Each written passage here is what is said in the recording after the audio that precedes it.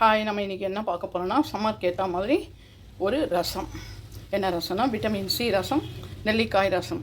இந்த அளவு நெல்லிக்காவை உள்ளே இருக்கிற சீடை எடுத்துகிட்டு இதை வச்சுருக்கேன். மிளகு, ஜீரகம், தக்காளி, கருவேப்பிலை, உப்பு, பருப்பு வேக வச்ச தண்ணி, பெருங்காயம். இதுதான் இதுக்கு தேவையானது. நம்ம இதில் என்ன பண்ண போகிறோம்?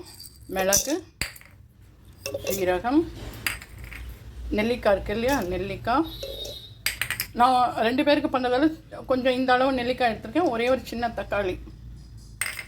இதை எல்லாத்தையும் நம்ம கிரைண்ட் பண்ணி எடுத்துன்னு வந்துடலாம். இது 5 நிமிஷத்தில் இந்த ரசத்தை பண்ணலாம். இப்போ அரைச்சி எடுத்துன்னு வந்தாச்சு. இதில் நம்ம என்ன பண்ண போகிறோம்? வேக வச்ச பருப்பு தண்ணி இருக்கு இல்லையா, மஞ்சள் பொடி போட்டு வேக வச்சுருக்கேன். அதையும் இதில் போட்டுட்டு இன்னும் கொஞ்சம் தேவையான அளவு தண்ணி விட்டுடலாம். இது ரொம்ப நேரம் கொதிக்கக்கூடாது. கொதித்தா அந்த நெல்லிக்காயோட சத்து போயிடும். அதுக்கப்புறம் தேவையான அளவு உப்பு இதை போட்டு ஃபஸ்ட்டு நம்ம கொதிக்க வச்சிடலாம்.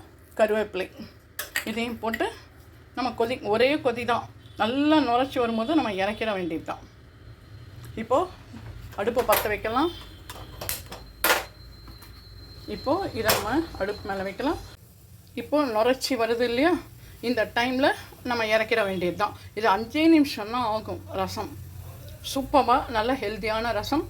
இல்லை நம்ம இதை சூப்பாகவும் குடித்தோம்னா இன்னும் நல்லாவே இருக்கும். இதை பாருங்கள், நுரைச்சி வந்தாச்சு. அவ்வளோதான், இதை இறக்க வேண்டியது தான். இறக்கிட்டு நம்ம தாளிக்க வேண்டியது தான். இதை பாருங்கள், வந்தாச்சு. நல்லா நுரைச்சி வந்தாச்சு. இறக்கிடலாம். அவ்வளவுதான், இறக்கி வச்சிடலாம். நெக்ஸ்ட்டு தாளிக்கணும் இல்லையா, அதுக்கு நெய் இங்கே வச்சுருக்கேன். இதில் கடுகு,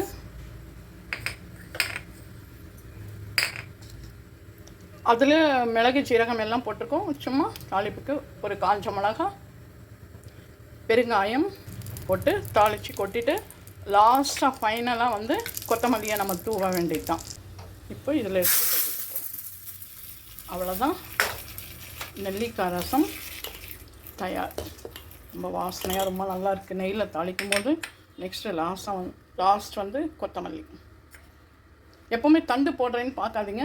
தண்டில் தான் அவ்வளோ எல்லா சத்துமே அந்த தண்டில் தான் இருக்குது. நிறைய பேர் கொத்தமல்லியோட மேல் இதுவை மட்டும் கிள்ளிட்டு அந்த தண்டை தூக்கி போட்டுருவாங்க. ஆனால் அந்த தண்டில் தான் நிறைய சக்தியே அதில் இருக்குது. அந்த தண்டை வச்சு கூட ஒரு தொகையில் அரைக்கலாம், ரொம்ப நல்லாயிருக்கும். நெல்லிக்காய் ரசம் தயார். நீங்களும் உங்கள் வீட்டில் இதே மாதிரி செஞ்சு பார்த்து சாப்பிட்டுட்டு எப்படி இருக்குன்னு சொல்லி லைக் பண்ணுங்கள், ஷேர் பண்ணுங்கள், கமெண்ட் பண்ணுங்கள். மறக்காமல் நம்மளோட சேனலை சப்ஸ்கிரைப் பண்ணுங்கள். பாய்.